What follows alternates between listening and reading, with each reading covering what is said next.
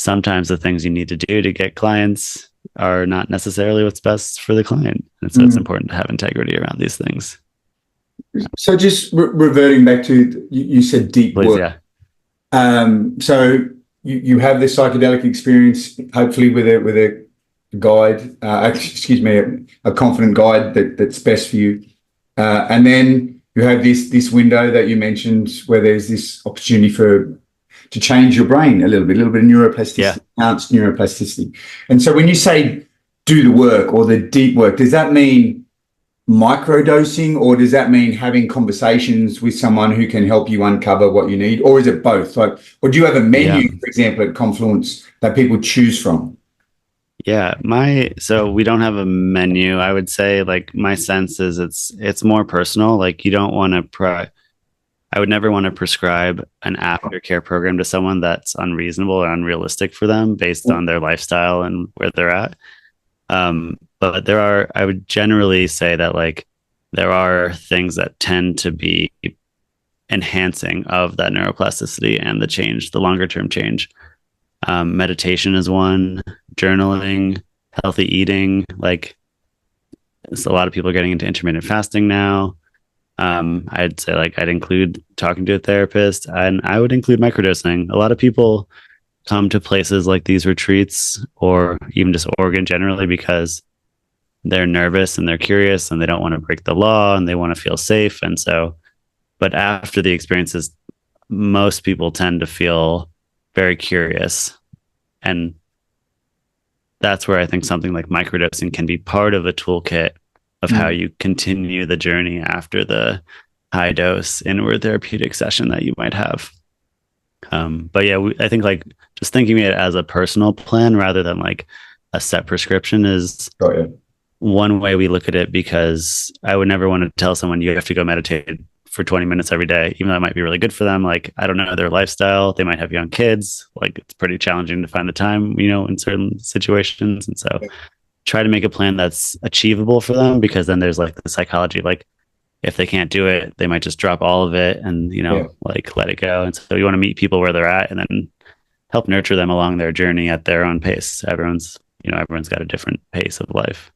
Yeah, we have some similarities. We just do the same out. You've got a gym just out that door there, Myles, and we just deal with movement, and sometimes we microdose movement during the day.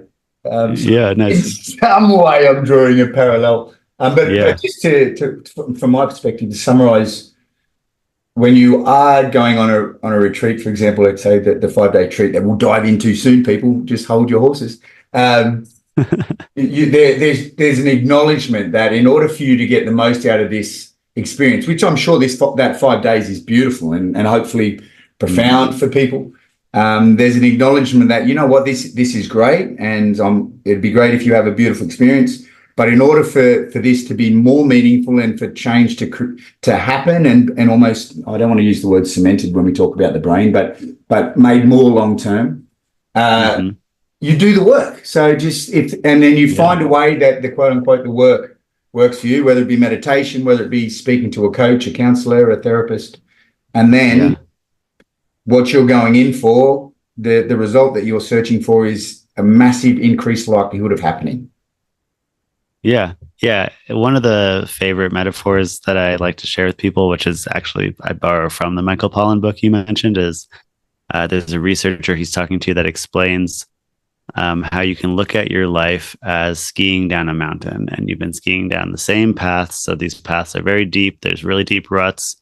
So even though you can be aware of things that aren't healthy for you or habits you want to change, it's quite hard because you've been skiing down in the steep snow that's hard packed. Maybe it melted and iced over and it's frozen or whatever. And the high dose inward therapeutic psychedelic journeys can be like, again, like getting dropped off at the top of the mountain right after a fresh layer of powder.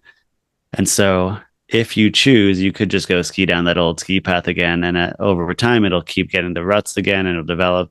Or you can choose with this like new fresh powder that's been laid, which is the neuroplasticity in this metaphor, you can start skiing down a new path. And it's easier to do so because of the after effects of what happens in your brain after you take psychedelics or psilocybin. So that's where you like get the support with the support you need and the intention and the effort, you make those healthy lifestyle changes that over time will lead to you feeling really positive just because you've set up your life in a way that's, nurtures you. And I tell people to, like, I'm no judgment. Like, I use psychedelics quite a lot in my personal life. And I have the whole range of experiences. I've been to Peru to do ayahuasca with like indigenous shamans that have been handing over traditions for thousands of years. I go to Burning Man in the US. Like, these are like the polar ends of the spectrum for how to experience psychedelics in my mind. But I also just really appreciate how like the inward journey provides that window neuroplasticity. And then you just, it's like, it's a tool just like anything else. And you can revisit it. But I always tell people, like, my preference from working with them is like, I want you to be able to choose to revisit it later because you want to keep exploring, as opposed to in 6 months you feel not great again and this made you feel great, so you come back to feel good again, which is, there's nothing inherently wrong with that, but it's like a mindset shift of like, I'm trying to empower people to be like, this is a tool you can use. And it can, so much of the discussion around mental health in the US particularly, and the Western world, is like what I call in this range of diagnosis and treatment. So like this, generally our mental health is such low quality that we're talking about depression and trauma and all these things. But once you get out of that spectrum, you can really move into a place like, I'm imagining like a bell curve of like flourishing. Like, you can live a life where you feel purpose and you feel connected and you have meaningful relationships and some sense of spirituality, even if it's not religion, and like all these things that like can contribute to an overall healthy sense of well-being. And it doesn't mean you don't have challenging moments or you don't, feel depressed at times or things, but your resiliency around that, and you kind of, it's like you're out of the fog and you're living. And so that's my like best wish for people that I work with, is they move towards that end of the spectrum and away from what the particularly here in the US, like the for-profit healthcare system doesn't really take care of people. Like, there's no profit in healthy people. So they're not financially incentivized to really treat and cure people. They're financially incentivized to keep people unwell and give them something that doesn't really help. And so we want to get people out of these cycles and just like more in control of their own well-being, really. Yeah, but behavioural change is tough, eh? You know that. Yeah. It's funny, a lot of things that you say, like, where you use the analogy of going down the hill on your skis. Have you ever heard of the Hebbian rule? Neurons that fire together, wire together.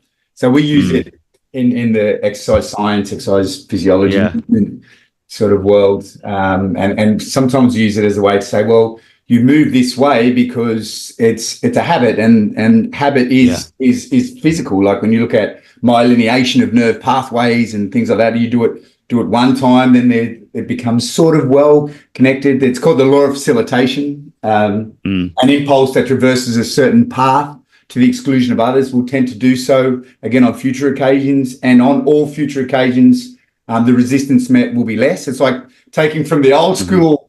Remember when the internet first came up and you dial up, ding, and now we have the what's that, fiber? Well, it's really fast.